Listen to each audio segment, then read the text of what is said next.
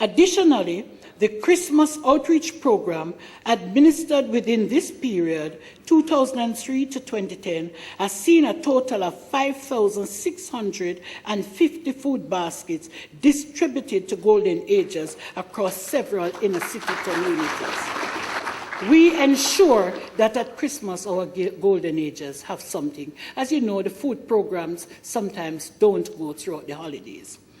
Labor Day activities has been a mainstay success for the Foundation, in that over the years since 1983, it has been victorious in bringing rival groups together to implement Labor Day activities. To date, a total of 27 different communities have benefited from these activities. For the counseling activities across communities, the Foundation has seen a total of 255 trauma cases, conducted 598 career counseling sessions, and provided 435 financial aid support to community individuals for the period 2006 to 2010.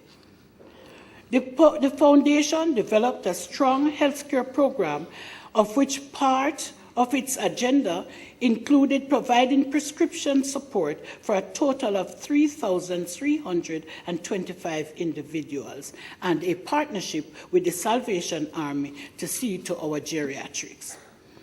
Grace and Staff Foundation, Development Foundation have also been focused on communities' capacity building and governance.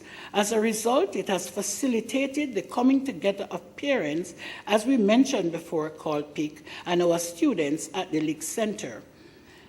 A total of, for 2005-2010, a total of 3,706 first to third formers and a total of 11,331 fourth to sixth formers have visited or attended our homework centers. Last but not least, our education run. I tell you, that is our big success, that this is going to be our third year, Mark? Third year.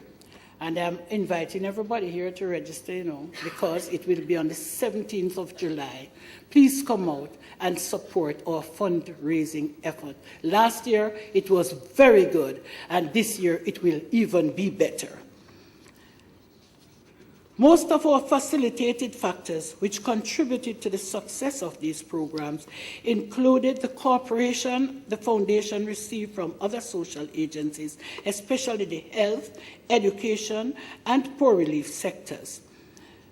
The responsiveness of Grace Kennedy Limited staff members, including retirees, who assisted in all aspects of the various programs, including fundraising, mentoring, and teaching, which ensured that the Foundation's manpower resources are supported at all times. The Foundation has earned the respect of communities because of the impact of its programs. The company itself has had a long history of giving back, especially in the field of education. But before we close, we must make recommendations for future programs or for persons wishing to participate. Youth inclusion is a must. Any programs must include our youth. New programs must be geared towards youth. Inclusion and intervention strategies must focus on youth development approach, which gives young people the opportunity to build organizational skills so they can establish and manage governance structures, rebuild trust, dignity, and self-worth among themselves, and provide them the confidence to take responsibility by participating in the community decision-making process. Encourage collective thinking, help the youth to reconnect with people of all generations and status. Get the youth to create a shared vision for the community. Programs should focus on personal strengths and talent rather than weaknesses. Our youths have those talents. If a man is a good extortionist, he's a good fundraiser. If a man If a man can hold a barrier tight, he can be a good crowd controller. So let us look at the strengths. If our dons are leaders and they are negative and people are listening, let's explore the positive energy and let us start to see how we can rehabilitate them to be respectful citizens of the society. Develop personal competencies that will allow the youth to take opportunities when they present themselves in or out of the community. Get rid of that paranoia. Help to reconnect the youth to the concept of community rather than political affiliations, gangs, or designated leaders. They must see themselves as part of the community. The youth should be viewed as resources in the community development process. They are resources and they are the future. Let us view them as such.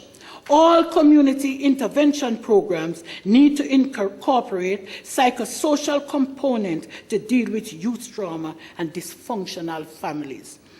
Other large companies should use the Grace Kennedy model or a model which they find effective to make intervention in inner city communities, as this is where there is the greatest need. I thank you for listening, but before I give up, I just want to give a few thanks.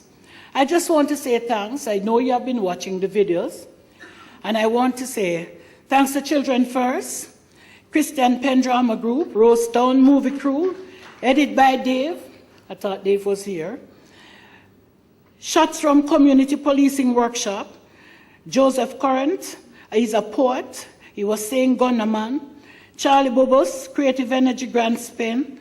Computer graphics, done by Dave. When you see those guns, those board guns, and all that light flashing, it is about graphics. It's not real guns, you know. I hope you see it. But please be reminded that when you see that, the youths are dramatizing their experience, especially for this presentation. And the 80s scene, they are real and they're live from Becky Archives and other footage from Grace and Staff Community Development Foundation. I thank you very much.